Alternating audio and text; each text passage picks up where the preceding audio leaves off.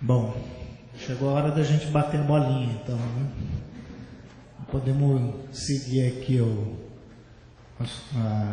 as diretrizes do futebol de rua e definir as regras, né? Mas a regra que inicialmente a mesa está colocando é da gente fazer um bloco aí de 3 a 5 perguntas para que os nossos convidados aqui possam responder. Tudo bem? Vamos iniciar então, está aberto aqui.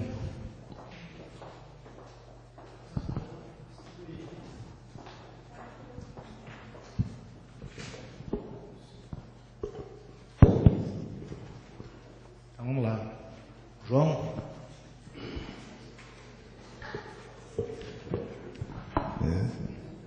Boa tarde a todos e a todas.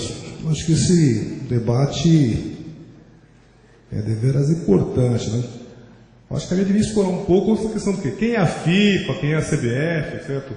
Só entendeu quem é esse povo, e com quem que a gente está andando. Essa lei da Copa é uma vergonha, certo? Então, ok, reflete bem esse congresso que nós temos.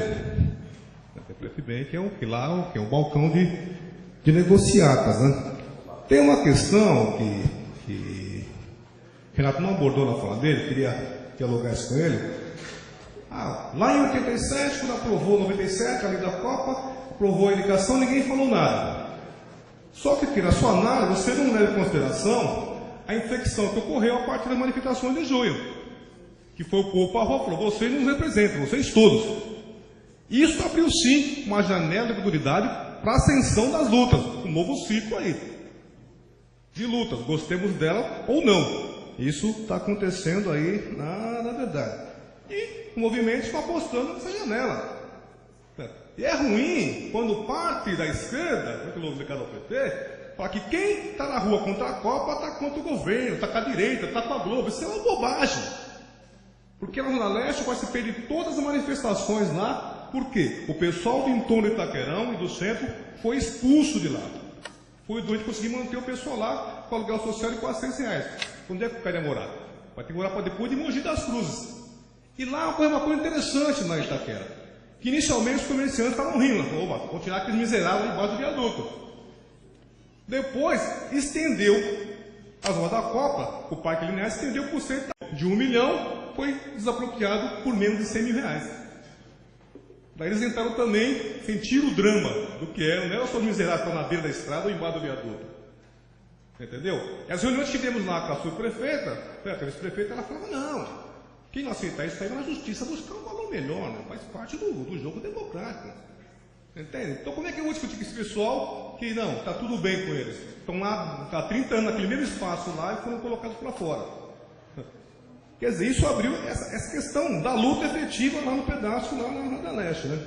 Particularmente, eu, usando o lugar comum, prefiro a voz rouca da rua do que a paz do cemitério. Só tem que ir para a rua mesmo. Tem que ir para a rua e tem que fazer a briga. O que eu tenho debatido com o pessoal esse pessoal do Não Vai Ter Copa, ou o pessoal dos comitês? Certo? Falei, essa palavra de ordem está errada, né? Vai ter Copa sim, mas vai ter luta. Vai ter Copa sim, a Copa está dada, vai ter Copa. Até porque a multa é caríssima. Vai ter Copa, mas não vai deixar de ter luta no país. Certo? Acho que esse é o que a gente vai fazer o quê? Fazer o debate como se deve. Né? Porque esses parceiros aí para a questão da Copa são deploráveis. Então o pessoal da pilhagem. Daí isso não é educativo, né? Daí cai naquela história que o futebol é de fato, está comprovando aqui no Brasil que o futebol é o ópio do povo. A FIFA está rindo à toa, vai ganhar muito. Entende? E no modo geral, como é que está o nosso país? Então eu tenho que fazer essa discussão com formato diferenciado. Daniel.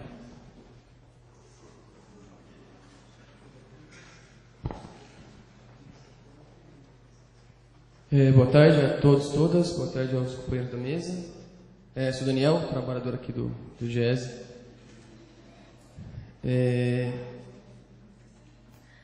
algumas coisas que eu acho que como o Rovai se posicionou mais, aí ele vai ter que falar um pouco dele, né? E que envolve o seguinte, acho que a gente vive uma conjuntura Teve até na Folha um dia, não lembro qual colunista falou que não vai ser 2014, vai ser 2014, né? Que é Copa do Mundo, eleição, é tudo junto e depois de junho de 2013 as coisas ficaram muito mais quentes. E continua e vai esquentar, né? Acho que não tem perspectiva de...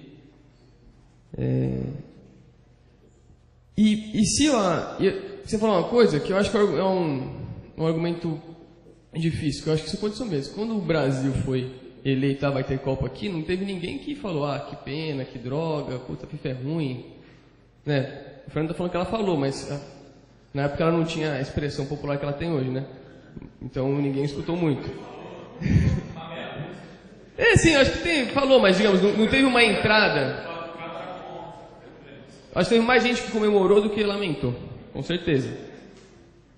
Mas acho que as pessoas têm direito de mudar de opinião. Acho que aconteceu que mudaram de opinião, no sentido de quando o bicho chegou perto, né,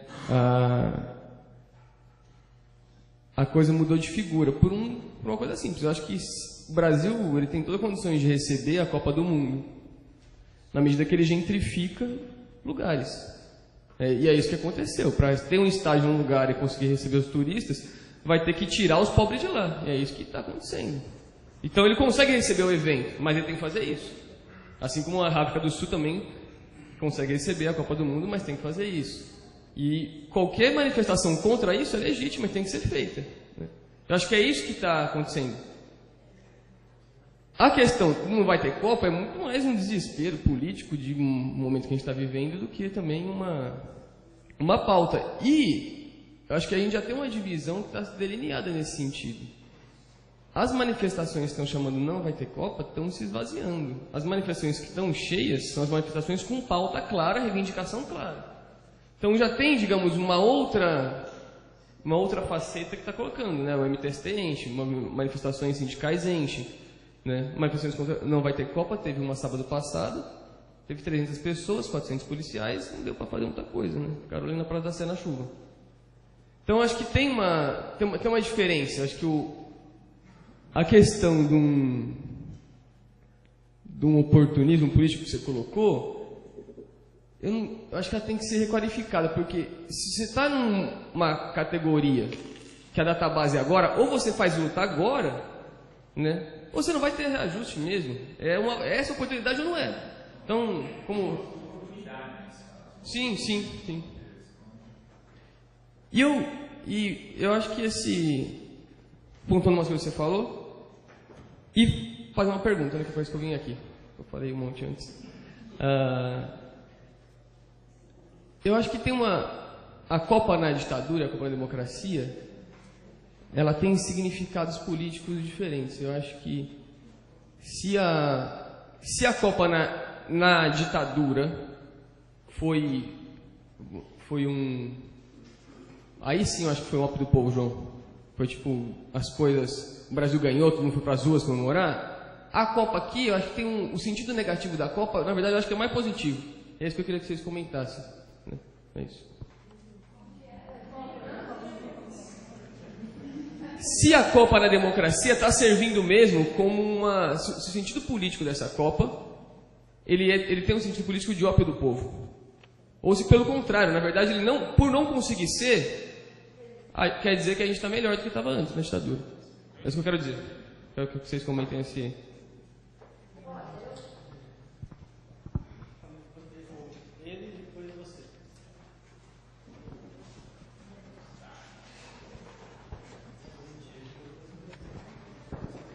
Boa tarde, sou Diego Romano, técnico do Diese também.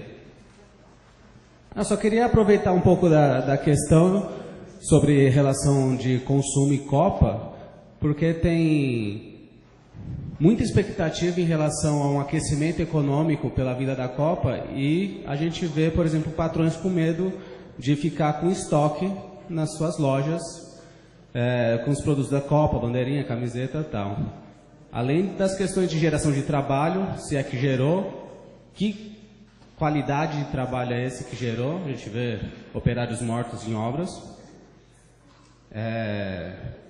E outro ponto que eu queria colocar, e a diferença também entre o consumo da Copa, ou o que é a Copa, nas cidades que vão ter os jogos, nas cidades sedes, nas outras, e no resto do Brasil, que eu acho que tem também diferença nisso.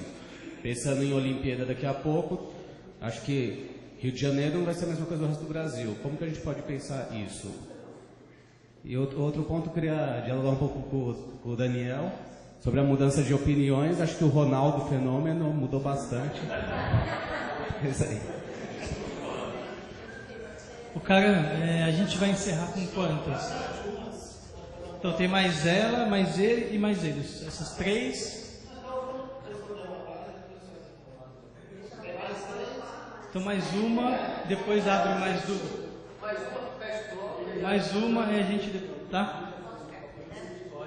Bom, boa tarde a todos e todas. Meu nome é Sônia, eu também sou professora. E eu concordo um pouco com o companheiro João a respeito de que mudou a conjuntura política desde que, 6 anos atrás, né, que foi a escolha, né, do país, e agora, depois das mobilizações de junho. Acho que mudou a conjuntura. Mas o que eu queria retomar é que naquela conjuntura de 6 anos atrás, eu acho que o Brasil ainda estava vivendo uma certa euforia, uma certa crença ainda nesse projeto de desenvolvimento ou neodesenvolvimentista do governo PT. Então, eu acho que talvez por isso também houve essa concordância que você falou, que eu também não sei se houve total concordância por parte dos setores de esquerda em relação a isso, eu não sei. Mas realmente você tem razão, pouca gente se manifestou na época, talvez quase ninguém. Mas tinha uma certa euforia, uma certa esperança maior, talvez, do que de fato o projeto do governo Lula, neodesenvolvimentista, era capaz de realizar. Eu acho que houve uma expectativa maior do que de fato ele foi capaz de realizar. Então, talvez por isso não tenha havido o contra, né? As manifestações contrárias à escolha do Brasil.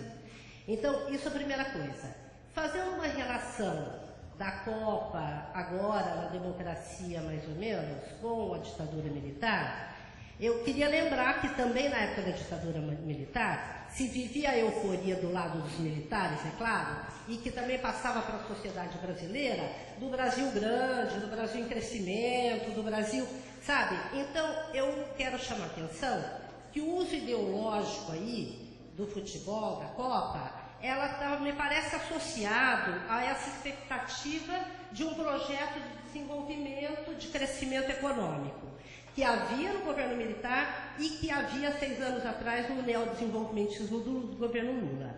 Tá?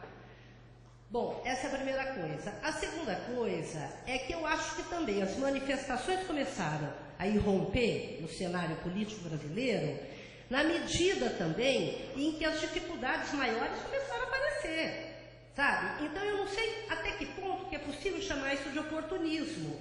De fato, quando a população, ou quando o Brasil acordou, quando começou a ver que os gastos eram muito grandes, que a questão da moradia não tinha resolvido, que a questão do salário não tinha resolvido, que a educação continua numa precarização total, que a saúde pública é um horror. Quando tudo isso, eu acho que de fato as manifestações de junho parece que foi algo assim que realmente sacudiu esse país, sabe? De repente parece que de fato a sociedade brasileira começou a acordar. Aí, eu sei que a questão das manifestações também é um problema muito complexo, porque também tem os grupos de direita que tentaram se apropriar, e a todo tempo isso acontece, mas isso também faz parte da luta de classes. Mas as manifestações de junho, tinha as bandeiras que predominavam, eram bandeiras de esquerda, sabe? Então, o que eu quero dizer é o seguinte, se há um certo oportunismo hoje por setores mais radicais de uma esquerda aí antipetista, não sei se ou que se coloca mais à esquerda do que o PT, que de fato não sei se é também, mas se está havendo isso, vamos pensar que, por outro lado também, o governo petista iria, vamos dizer, até certo ponto, se dá para a gente chamar de oportunismo, também se apropriar e capturar o resultado dessa Copa. né? Então, o que eu quero falar é o seguinte, oportunismo por oportunismo, me parece que essa política institucional é repleta disso, né? Eu acho que, de fato, é um momento, sei lá, de se construir, criar novas alternativas, novas possibilidades. Nesse sentido, achei muito interessante a proposta do futebol, porque questiona os valores que estão em torno aí da FIFA, do poder, sabe? E que coloca uma alternativa popular, uma alternativa de fato democrática. Eu acho que por aí eu acredito numa possibilidade de mudança, sabe? E eu acho que os movimentos sociais vão continuar acontecendo, penso eu, né? E é claro que no meio disso as coisas estão muito emboladas e é difícil separar exatamente os setores mais à esquerda dos setores que estão simplesmente querendo utilizar o movimento para outros fins, mas, enfim, eu acho que estão expressando as contradições da sociedade brasileira. É isso. Cara, a gente encerra aqui essa e tem mais 2 inscritos já, tá? Eu vou até pedir para começar, porque talvez eu não tenha... Eu tentei dizer uma coisa que possa ter sido mal compreendido. Quando eu falo oportunismo, eu estou falando oportunismo midiático, principalmente de direita, não dos movimentos. E até usei a palavra oportunidade. É o seguinte, quando eu falei dos movimentos, é diferente. Oportunidade tem um evento, tem um espaço, tem uma oportunidade e eu ocupo, hackeio. Hackear nesse sentido de você utilizar aquele espaço para aquilo que te interessa, não hackear, porque as pessoas às vezes confundem o termo hackear também, né? O hacker é aquele cara que transforma o software proprietário em livre, não é aquele que rouba banco. Então, então assim, quando eu falo oportunismo, por exemplo, aí sim, o que o Ronaldo Fenômeno fez para mim é oportunismo, né? O cara coordenou esse espaço todo, trabalhou para trazer a Copa, estava celebrando até um mês atrás, dando pito no Pelé, dando pito no Romário, escangalhando com os movimentos sociais, e agora vem falar que tem vergonha do Brasil? Para. Né? É isso. Os movimentos sociais têm direito, inclusive, devem mesmo oportunizar esse momento para construir, para conseguir conquistas. Então, essa é uma primeira... Mas eu vou responder, então, as questões. Eu concordo contigo, João. Acho que teve uma inflexão ali em junho política que o governo, inclusive, não teve capacidade de entender. Né? Mas eu também acho que essa inflexão não é só o governo que não teve capacidade de entender. Eu acho que os movimentos sociais também não. Também não. Eles se perderam, e assim, eu escrevi muito sobre aquilo, a Fórum cobriu muito os movimentos de junho. Nós, aliás, enfrentamos boa parte dos nossos leitores, dizendo que a gente achava que assim, quem é de esquerda não pode ter medo da rua, né? Porque tinha gente pedindo, pelo amor de Deus, tire, para de cobrir, não façam isso, onde já se viu, vocês estão alimentando a cobra, cobrindo os movimentos. A gente cobriu, ia lá. Mas o movimento sindical se atrapalhou inteiro na história de junho, gente. Eu passei, sinceramente, eu tive vergonha alheia de dirigente sindical fazendo discurso naqueles dias. Aquele ato na Paulista, aquele ato é uma das coisas mais vergonhosas da história do movimento sindical. Quero registrar isso. Foi bizarramente vergonhoso. Só tinha gente, eu conheço, né, João? Você sabe disso. Só tinha gente que era dirigente ali ou contratada. E aí nós que estivemos na rua sempre, vamos fazer a maior coisa da história, vamos mostrar como se faz movimento. Eu estava na coletiva de imprensa onde todos os presidentes centrais estavam dando lição para o movimento de junho. Dando lição. Eu estava lá sentado, ouvindo, eu fui embora antes até para não fazer pergunta. Então, assim, teve erro do governo, teve erro do movimento sindical, teve erro do movimento social que achou que podia controlar aquilo. Alguns partidos mais à esquerda achavam que podiam fazer o que quisessem. E não era assim, tinha uma espontaneidade naquilo, era muito mais próximo de outras lutas globais. né, que começaram lá atrás. A gente pode puxar lá desde o OMC em 99, ou se quiser ir mais longe, dos zapatistas, que agora mudam sua luta, inclusive dialogando com esse movimento que está na rua, que tem outras características, que não são comandados assim com dedaço.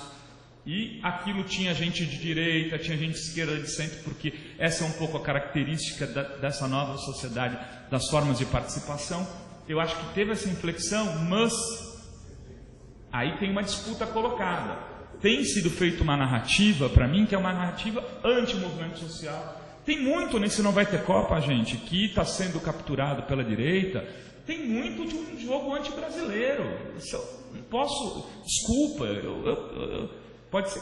Eu acho que tem um discurso, e não é antinacionalista, é assim, anti a capacidade de a gente construir as coisas. Vai sair uma capa lá na The Economist, dizendo que o problema do Brasil é que o povo não gosta de trabalhar, que os trabalhadores são vagabundos. Esse é o nosso problema.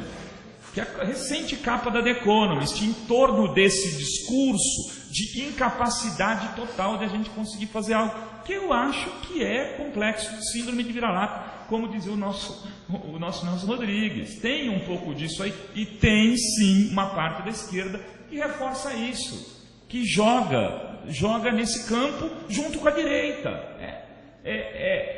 Essa é uma questão. O governo errou pacas na condução dessa Copa. O governo tem errado muito. Eu tenho dito isso no meu blog, no site, etc. Em uma série de questões que dizem respeito a diálogo, a palavra diálogo. Esse governo dialoga mal e dialoga pouco, né? Que é alinhamento automático e quem critica toma porrada. É ruim de conversa. Então, não estou aqui defendendo o governo, fazendo, não tem nada. Tem sim, tem esse problema que está colocado, mas aí eu também acho, sabe, que o governo não fez muita salinha nas suas campanhas do Brasil eu me deixo, aquele discurso, quem não está com a Copa está contra a gente, eles não entraram nessa. Se tem algo de bom, mesmo não tendo saber dialogar, é que isso não foi feito como as pessoas achavam que seria. Não tem tem mais feito, se for ver, por campanhas de empresas privadas do que propriamente de campanhas do governo. Então, eu acho que tem um sentido político, acho que foi alguém que perguntou se tem um sentido político, Daniel, né? Bom na história da Copa. Eu acho que tem. Só de ter tido tudo isso de movimento social indo à rua, já é muito bom a Copa ter vindo para o Brasil. Eu acho que isso tem a ver também com a Copa ter vindo. Essa coisa da Copa, ela movimentou insatisfações, ela traz questionamentos. Muito menos, João, eu acho que pela quantidade de desocupações que foram feitas, muito mais pela qualidade do serviço público e do que é viver nas grandes cidades, do problema da mobilidade urbana. Quantas desocupações foram feitas em São Paulo? Os números parecem que são bem pequenos. Isso não teria esse impacto. A gente sabe que tem muito mais desocupação em obras muito menores, em eventos muito menores, aqui acontecendo diariamente. Um Pinheirinho, sozinho, é muito maior que todas as ocupações da Copa. E a gente não teve junho no Pinheirinho. A gente teve um sentimento, teve uma reação da internet, mas não teve junho. Não teve manifestações. Deveria ter tido, aliás. Não estou falando que não é que... Então, assim, tem uma coisa assim... Esse neodesenvolvimentismo que você fala, eu acho que você tem razão, ele é um neodesenvolvimentismo que interessa a setores privados. E o serviço público não foi colocado, a qualificação e a melhoria do serviço público, que é uma pauta de esquerda e que está presente nas ruas, ele não foi colocado como prioritário dentro da estratégia política desse governo. E eu acho que as ruas disseram que querem isso como prioritário. Isso é legal. Só que a gente ainda está escalando essa história. Tanto o governo como o movimento, eu acho. Eu vejo gente no governo preocupada, querendo ver como resolve também e tal. Tem gente, claro, pode ter estratégia, mas tem gente que até quer conversar. Dificuldades maiores, tal. Desenvolvimentismo, aquecimento econômico. Eu não sou economista, assim, eu não sei quanto isso vai significar do ponto de vista econômico do Brasil, mas em geral esses grandes eventos, eles não trazem do ponto de vista imediato os resultados que podem significar lucro ou prejuízo para o evento. Depende muito de como que você constrói o simbólico do que foi a realização. E aí é que eu acho que o governo falhou muito, porque com todos os problemas que esses 12 anos aí de lulismo, dilmismo tem, o Brasil poderia colocar debates muito interessantes ao trazer a Copa para cá. Né? A globalização do Bolsa Família, de projetos sociais, ou seja, essa questão do racismo, que tentaram pegar carona e ainda não conseguiram, que tem um problema do futebol. Imagina pintar esse Brasil contra o racismo, ocupando essa Copa desse jeito, porque o Brasil foi o último país a ter uma lei acabando com a escravidão. Então podíamos ter transformado isso em alguma coisa icônica que ela servisse como legado humano, que talvez não se contabilize do ponto de vista econômico da planilha. Mas acho que a gente perdeu também essa possibilidade, que é o que mais me incomoda. Bom, desculpa, eu falei demais, é que eu queria clarear para não se tornar uma polêmica que não foi se eu cometi esse pecado de ser mal entendido, não foi o que eu pensei, pelo menos. Bem, eu acho que o debate ele é bem rico, e é claro que a minha fala, eu me prendi mais sobre o meu trabalho, porque isso é coisa de pai coruja, né? A gente quer contar um pouco do trabalho da gente e compartilhar, né? A proposta a maneira com que nós enxergamos o futebol, enquanto atividade econômica e enquanto também uma manifestação cultural. Mas, realmente trazendo o nosso debate aqui para a proposta da mesa, eu queria até em cima do que foi falado, a gente perceba o seguinte: o futebol na época da ditadura foi um mecanismo de alienação, né? Como já foi falado. O que não impediu, por exemplo, que companheiros nossos de luta, como o Clóvis, que estava preso com o Frei Beto, e com o Paulo Vanucci, torcessem, né? Dentro da cadeia. Isso, ele está aí, graças a Deus, forte e rígido, contando para a gente, torcendo pelo Brasil, né? Pessoas que até hoje estão aí na luta, né? Os 3 vivos, graças a Deus. Os 3 vivos, né? Todo mundo vivo. O Clóvis está aí, o Frei Beto também, o Paulo Vanucci também. Então, hoje, a Copa me parece que virou um instrumento, me parece não, acho que já é certo, virou um instrumento de mobilização, né? Agora, o que eu queria ressaltar, até o companheiro João ali falou, é que eu acho que essa mobilização, a forma como ele rompeu em junho, se deveu muito mais à incapacidade do Partido dos Trabalhadores, que é o partido do governo, de dialogar com a sociedade brasileira, de fazer política, do que qualquer outra coisa. Até por conta das alianças, da governabilidade que ele mantém, enfim. Porque, veja, ontem o jornal Valor, insuspeito, estava trazendo o quanto de recursos o Orçamento Geral da União disponibilizou para os governos estaduais e municipais, para a mobilidade. De mais de 12 bilhões de reais, apenas 4% estão sendo executados, e se contar as obras que foram contratadas, dá 15%, gente. E o PT não teve a capacidade de fazer isso. Numa cidade como São Paulo, por exemplo, que faz 1 quilômetro de metrô por ano há mais de 20 anos, não teve capacidade. Não teve capacidade de mostrar, por exemplo, que a execução das obras que estavam sendo realizadas eram de responsabilidade dos governos locais. E que lá no Rio de Janeiro, por exemplo, se a gente pegar o caso lá da aldeia Maracanã e outros, aquilo ali era o governo do estado do Rio de Janeiro, junto com a prefeitura do Rio de Janeiro, que estavam fazendo aquilo. Mas eles são da base aliada, o vice-presidente, talvez por isso, não sei. Quero crer que deve ter uma explicação para esta forma, para essa falta de esclarecimento da população sobre o que está em jogo. O governo federal é o promotor do evento, de fato. Esse evento, a meu ver, e agora, até o colega falou sobre empregos, né? Está saindo dado, porque tudo era prognóstico, né? agora que está medindo o aquecimento da economia, né? Pré-Copa já se verificou, está saindo dados aí, acho que aqui vocês do DIES têm muito mais expertise para falar sobre isso que eu, né? Do que isso está impactando já em termos de geração de emprego e do que vai impactar em geração de arrecadação de tributos, inclusive imposto de renda, que a pessoa jurídica de direito privado, que é a FIFA, que o João falou, a FIFA é uma entidade privada, assim como a CBF, eles são negociantes, não é? Eles vieram aqui ganhar dinheiro. Nós temos que colocar os limites, evidentemente, é para isso que tem a política, né? Então, eu acho que faltou muita política. Eu estive nas ruas. Eu me assustei muito na Paulista, por exemplo, quando eu vi manifestantes ajoelhados diante da Fiesp, aquele prédio com a bandeira do Brasil, né? Eu falei, meu Deus, eu nunca vi isso na minha vida. Eu fiquei assustado, me deu medo, deu paura. E o povo ajoelhado, jovens, com a bandeira enrolada, ajoelhando na frente da Fiesp. Aquilo ali é um cenário de horror.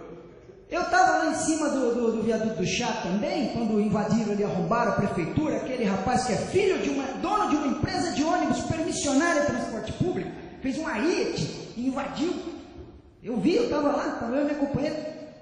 As bandeiras eram cartazetes, passou gente assim, tinham... Feliciano não nos representa, daqui a pouco passou uma outra assim, abaixo o aborto, né? Era uma confusão. Os epígonos das manifestações nos 3, 4 primeiros dias, nada mais do que Ricardo Boechat, aquele outro que baba pelas orelhas, já o Jabor. Aí depois eles se assustaram, né? Porque também eles não tinham controle daquilo. Mas a verdade é que esse processo todo, a gente está deixando de fora da análise alguns dados que agora estão vindo aí. Eu acho até que os próprios segmentos da direita já tiraram o pé, porque eles querem ganhar dinheiro com isso também, né? Então a gente está vendo como mudou na televisão e na imprensa a abordagem da Copa. Agora é um mês, né, de gasto com educação e não sei o quê.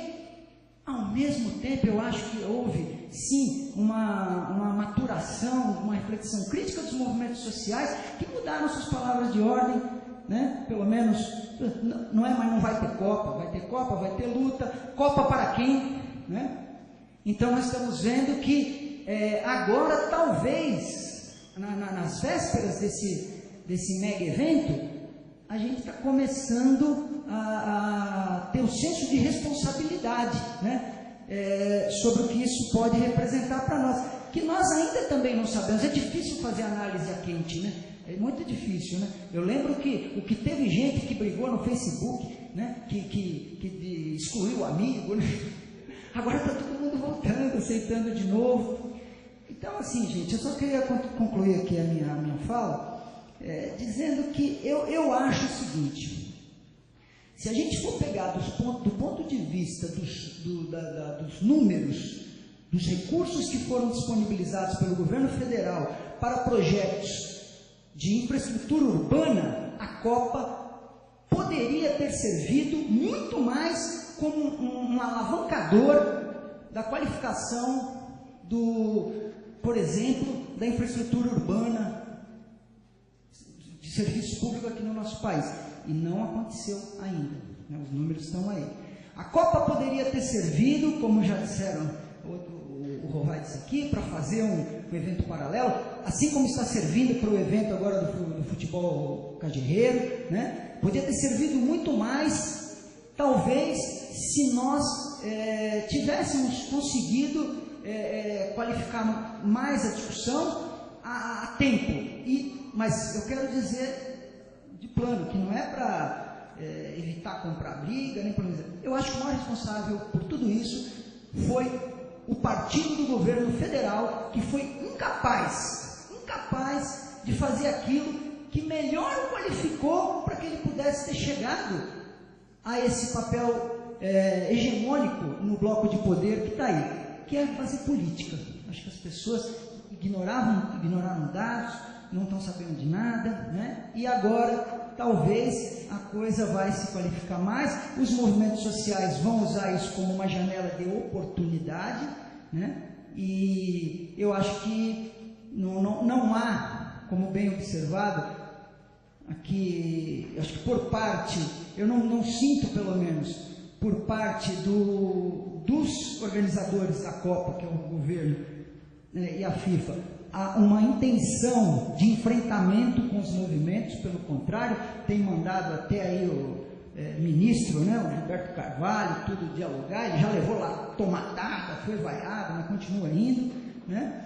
Então, eu acho que a Copa na democracia está servindo também como um grande aprendizado para que a gente possa fortalecer a nossa prática, né, no Estado Democrático e Social de Direito.